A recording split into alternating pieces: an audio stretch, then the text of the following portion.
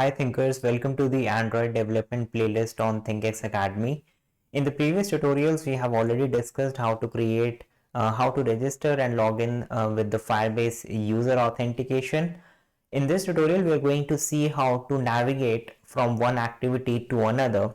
So what I'm just going to do here is after the user has successfully registered, if the sign in with email and password is successful, then what I'm going to do is I'm going to redirect the user to some other activity. The first step is to actually create the activity.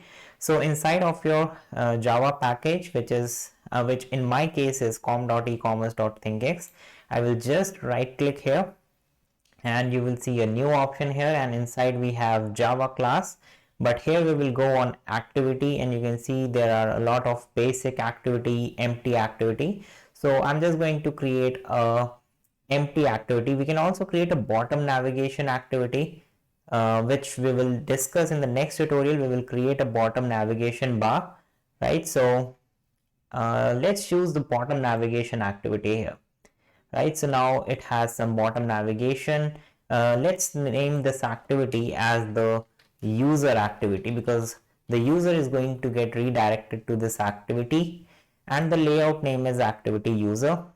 The source language should be selected as Java because we are using Java. Then click finish, and now it will say generating sources. So it will quickly generate the sources for you, and it will quickly do the Gradle sync. Now you can see there are some red colored name files here. You can see there is activity user.xml, which is the layout file of this user activity, and you can see there are some other files which have been generated. For example, fragment home, fragment text, dashboard, and notifications. So basically what happened is when we are actually creating a bottom navigation activity. So we will discuss these things in detail, but here you just need to focus on this user activity. So I'm just going to double click here, and here you can see there is a user activity and it extends the app compat activity. We have the set content view, and in the set content view the layout is set to activity user, and we have created an object of the bottom navigation view to get a bottom navigation. And here are some of the stuff that we have done here, which we will discuss in a separate tutorial. Now here we have the activity user.xml where we have the XML file. I'm just going to click on split here, and here the render will come here after it has finished indexing. So you can see here this is just basically a simple activity which has a constraint layout, and if I will zoom in, you can see this activity looks something like this, right? So we have a home button here, we have a dashboard, and we have notifications. We can customize them, right? We will see them in the next tutorial of this series. Now what I want to do is I want to redirect the user. When the user has successfully signed in, I want to redirect the user to the user activity. So here what the steps are. So here I'm going to quickly write a comment here, which is to redirect the user to the user activity, right?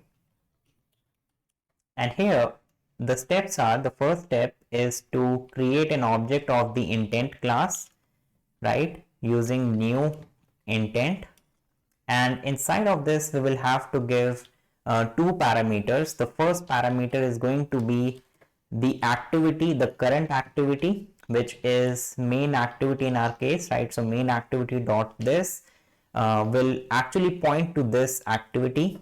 The second one is the user activity, and here I'm going to use dot class to specify that this is the class where I want to redirect the user to.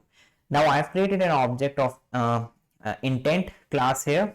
Intents are you can see here this is the intent class, and here if I hover my mouse you can see some documentation here which says that an intent is an abstract description of some operation to be performed, and it is used to launch some activity or to send some interested broadcast, and a lot of stuff is there which we can perform using intents, right? So currently we are just interested in launching a new activity from this current activity. So the simple step is to create an object of this intent class and pass two parameters. The first parameter is going to be this activity which we are currently in, which is done using the main activity dot this, and then we have user activity dot class to specify the class where we want to do the redirection. Now the final step is that I will just use main activity dot this dot start activity, right? So here I will just write start activity, and here I'm going to specify, right? So this is the way to actually do the redirection, right? So we will write main activity dot this and dot start activity, which will start a new activity, but we will have to specify what that activity is, which we are going to do with the help of the intent that we have created, right? So we will pass this object intent to this function start activity. Now this is very simple. These two steps will, now what it will do is when the user is signed in with the email and password, this main activity will redirect the user to user activity. Now some other important steps we are going to perform is that when this activity, main activity, is created, what I want to do is I want to check whether the user has already logged in previously, because we do not want to display this login page again and again to the user. If the user has successfully logged in using Firebase, the second time he does not need to log in again, right? So for that, you can see here I have created a Firebase user, which is by using mauth.getCurrentUser. So I'm going to just copy this and I'm going to paste it inside of this onCreate function of the main activity class, right? So we have this thing here. Now what I'm going to specify here is I'm going to specify a case that if the user is not equal to null, right? So if user is not equal to null, which means that the user is registered, right? Which means Firebase user has been already registered. For example, in this case, you can see when the user has, there is a create user with email and password function. So when this task is successful, you can actually get the user details like the profile of the user, the picture of the user, like that, right? So if it is null, it means, if this user is null, it means that actually the Firebase has not created any user. So if it is not equal to null, it means that the user has been already registered or logged in. In that case, we are going to do the same which we have done here. We will create an intent and we will use it to redirect the user to the main activity. Now one important thing here is which we will see by running this in the emulator. So I'm just going to run this in the emulator and I will tell you one very important step here. Right, so you can see here that the app is launched now, and you can see that it says this is home fragment, and the reason why it is showing this is because previously I have logged in using Firebase. So what I'm just going to do here is I'm going to click home, and now what I'm going to do here is I will click on this ThinkX app, and here I will just go to the app info. So here I'm going to go on storage and cache. I'm just going to click on clear storage, and it will delete all the app's data. So alright, so now let's again launch the application.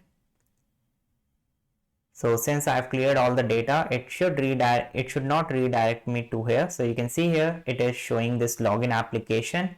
So here I will just write my email address and password. So I've already created a user with email as vishal@gmail.com, and in the password section I have the password as vishal123, I guess. Let's try to log in. Right, so I will just wait here for some time.